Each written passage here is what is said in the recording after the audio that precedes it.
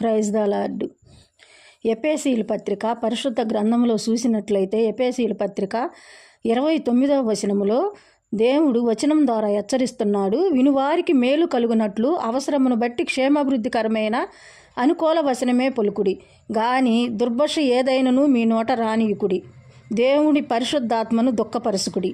చూడండి, దేవుడు వాక్యం ఏ విధంగా హెచ్చరిస్తున్నాడో.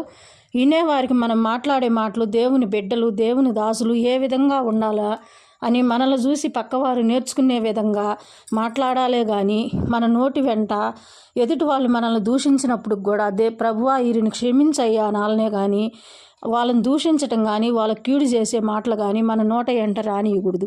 అలా వచ్చినట్లయితే దేవుడు దుఃఖించుతుంటాడు. నా బిడ్డలు ఈ విధంగా ఉన్నారా అని చెప్పి దేవుడు దుఃఖించుతూ ఉంటాడు.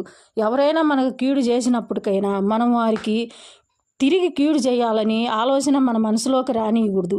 ప్రభువా వీరిని క్షమించండి అయ్యా, వీరికి మేలు కలిగినట్లు చేయండి అనాలనే కానీ తిరిగి వారికి కీడు చేయాలని మనం చూడకూడదు. దేనికంటే నా బిడ్డలు ఈ విధంగా ఉన్నారా, నన్ను నమ్ముకున్న బిడ్డలు, నా మార్గంలో తిరిగే బిడ్డలు ఈ విధంగా ఉన్నారా అని దేవుడు మనసు దుఃఖించుతూ ఉంటుంది. దేవుని హృదయము గాయపరచటం అయింది.